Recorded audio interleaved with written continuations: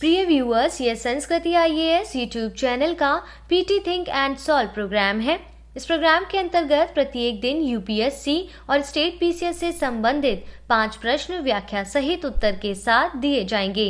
हमें आशा है कि ये प्रोग्राम आपकी तैयारी में मददगार साबित होगा।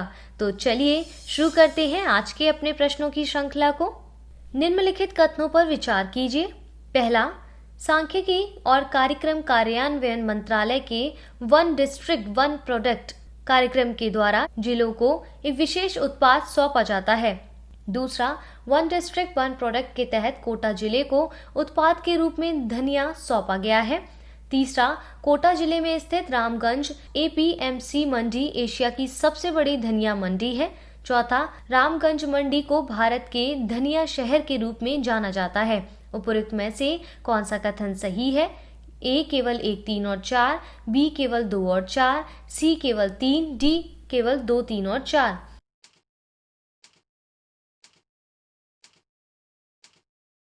इसका सही उत्तर है ऑप्शन डी।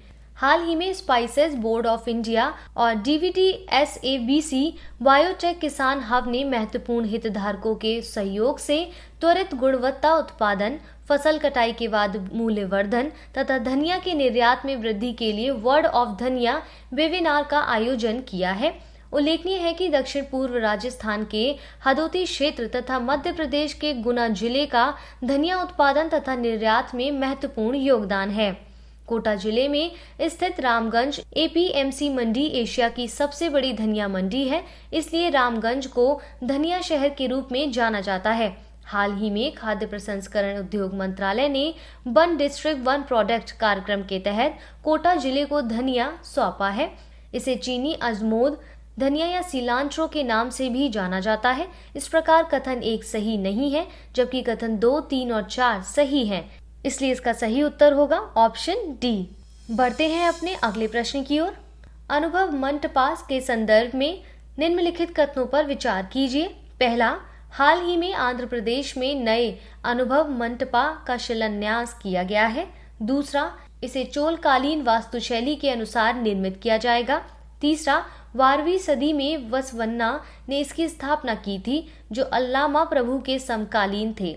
चौथा, इसे विश्व की प्रथम संसद के रूप में भी जाना जाता है। उपरोक्त में से कौन सा कथन सही है? ए केवल 1 और 3, बी केवल 1, 2 और 4, सी केवल 3 और 4, डी केवल 2 और 3।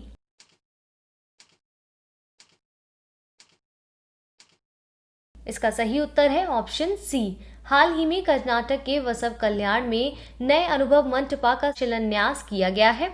इसे कल्याण चालुक्य वास्तुशैली के अनुसार निर्मित किया जाएगा। 12वीं सदी के कवि और दार्शनिक वसवन्ना ने वसव कल्याण में अनुभव मंटपा की स्थापना की थी, जहां उनके जीवन का अधिकांश समय व्यतीत हुआ था। दार्शनिक और समाज सुधारक इस मंटपा का उपयोग विभिन्न विषयों पर चर्चा के लिए करते थे। इसे विश्व की प्रथम संसद के रूप में भी जाना जाता है। इस प्रकार कथन 1 और 2 गलत हैं, जबकि कथन 3 और 4 सही हैं। इसलिए इसका सही उत्तर होगा ऑप्शन सी। देखते हैं आज के अपने तीसरे प्रश्न को। फ्लू गैस डी सल्फराइजेशन के संदर्भ में निम्नलिखित कथनों पर विचार कीजिए। पहला, यह थर्मल प्लांट के दहन के दौरान निष्कासित सल्फर डाइऑक्साइड को पृथक कर उपचारित करने की एक प्रक्रिया है। दूसरा, यह तकनीक गैसीय प्रदूषकों का उपचार कर वायु प्रदूषण की रोकथाम में प्रभावी योगदान देती है। उपरोक्त में से कौन सा कथन असत्य नहीं है?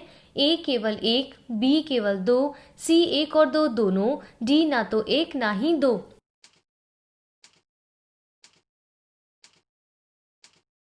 इसका सही उत्तर होगा ऑप्शन सी। जीवाश्म ईंधन आधारित थर्मल प्लांट्स तथा उत्सर्जक प्रक्रियाओं में दहन के कारण निष्कासित सल्फर डाइऑक्साइड तथा अन्य गैसीय प्रदूषकों को पृथक करने या उपचारित करने की प्रक्रिया फ्लू गैस डीसल्फराइजेशन कहलाती है। एफजीडी प्रक्रिया में आर्द्र स्क्रविंग तथा ड्राई स्क्रविंग शामिल होती है। आर्द्र स्क्रविंग के अंतर्गत फ्लू गैसों को एक अवशोषक के संपर्क में लाया जाता है। यह अवशोषक तरल या ठोस सामग्री का घोल होता है। सल्फर डाइऑक्साइड तथा अन्य गैसीय प्रदूषक इसे अवशोषक में घुल जाते हैं। ड्राई स्क्रविंग में भी अवशोषण की प्रक्रिया होती है, जिसमें अवशोषक के रूप में चूना पत्थर के पाउडर का प्रयोग किया जाता है।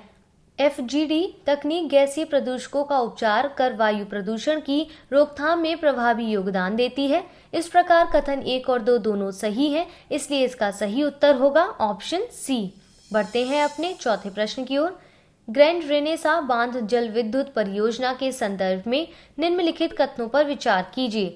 पहला, इथियोपिया के नेतृत्व में निर्मित 145 मीटर ऊंची यह अफ्रीका की विशालतम जल विद्युत परियोजना है।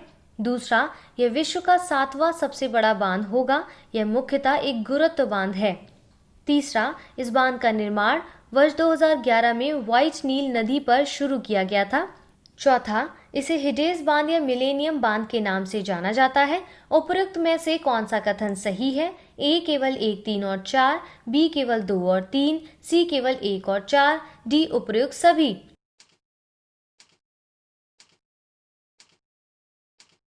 इसका सही उत्तर होगा ऑप्शन डी। इथियोपिया के नेतृत्व में निर्मित होने वाली 145 मीटर ऊंची यह परियोजना अफ्रीका की विशालतम परियोजना होगी। पूरा होने के बाद यह विश्व का 7वां सबसे बड़ा बांध होगा। यह मुख्यतः एक गुरुत्व बांध है। इस बांध का निर्माण वर्ष 2011 में इथियोपिया से बहने वाली ब्लू नील नदी पर शुरू किया गया था। इसे हिडेस बांध भी कहा जाता है। पहले इसे मिलेनियम बांध के नाम से जाना जाता था। इस प्रकार उपरोक्त सभी कथन सही हैं, इसलिए इसका सही उत्तर होगा ऑप्शन डी। देखते हैं आज के अपने अंतिम प्रश्न को। निम्नलिखित में से कौन सही सुमेलित है? पत्तन और संबंधित देश। पहला, ग्वादर पाकिस्तान। दूसरा, जास्क इरिट्रिया। तीसरा, हम्बनटोटा श्रीलंका। चौथा, सिहानुकोविले वियतनाम। उपरोक्त में से कौन से सही सुमेलित हैं? ए केवल 2 और 3, बी केवल 1, 2 और 4, सी केवल 1 और 3, डी केवल 2, 3 और 4।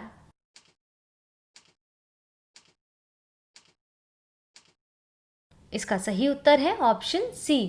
ग्वादर पाकिस्तान, जास्कर Iran, Hambantota Sri Lanka, Sihanoukville Cambodia. Belt and road initiative के तहत नागरिक तथा सैन्य उपयोग के लिए नए बंदरगाहों की तलाश की जा रही है। इसकी घोषणा वर्ष 2013 में राजनीतिक, आर्थिक और सामरिक उपयोग के लिए नए बाजारों और सहयोगियों की तलाश करने के लिए की गई थी। हाल ही में भारतीय नौसेना का पोत किल्टन मिशन सागर 3 के तहत कंबोडिया के सिहानुकोविले बंदरगाह पर पहुंचा है। मिशन सागर 3 कोविड-19 महामारी के दौरान भारत की ओर से मित्र देशों को मानवीय सहायता और आपदा राहत पहल का एक हिस्सा है। इस प्रकार कथन 1 और 3 सही हैं, जबकि कथन 2 और 4 गलत हैं। इसलिए इसका सही उत्तर होगा ऑप्शन सी।